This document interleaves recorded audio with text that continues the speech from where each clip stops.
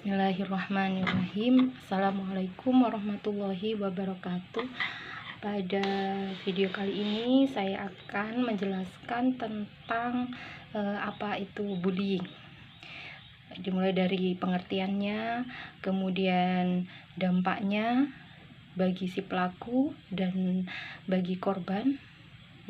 Yang ketiga, peran orang tua terhadap stop bullying, dan yang terakhir adalah peran sekolah dalam memerangi bullying. Yang pertama adalah pengertian bullying.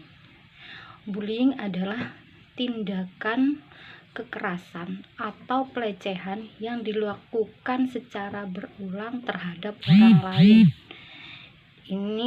Hal ini dapat berupa fisik, verbal maupun psikologis. Kemudian yang kedua, jenis-jenis bullying. Bullying itu bermacam-macam jenisnya, diantaranya adalah bullying fisik, berupa tindakan seperti pemukulan, mendorong, atau merusak hal-hal yang dimiliki oleh korban.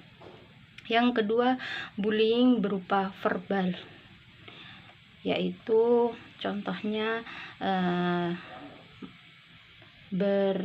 menyebutnya dengan julukan-julukan yang jelek atau melontarkan ancaman-ancaman kepada si korban. Yang ketiga, bullying sosial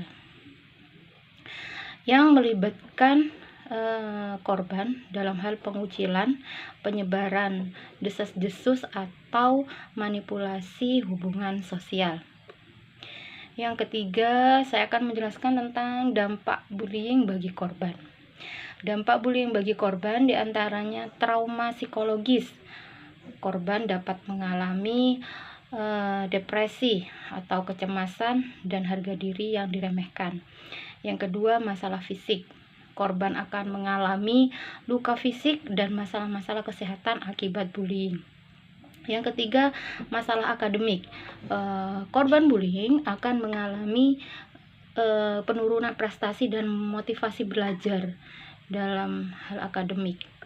Yang keempat, yaitu masalah hukum atau masalah sosial. Korban bullying akan menarik dirinya dari pergaulan sesama teman. Yang selanjutnya saya akan menerangkan tentang dampak bullying bagi pelaku.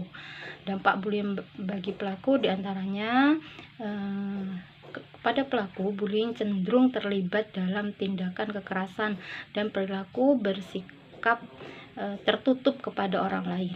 Yang kedua, masalah akademik.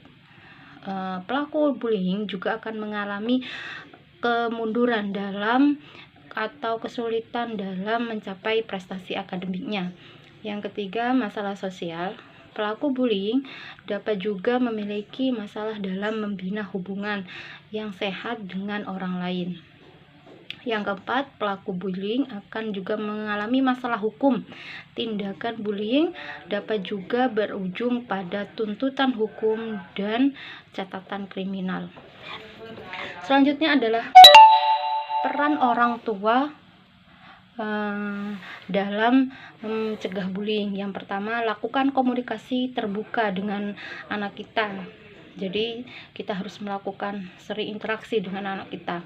Yang kedua, selalu menjadi teladan bagi anak-anak kita, baik itu siswa maupun anak-anak kandung kita. Yang ketiga, melakukan pengembangan empati.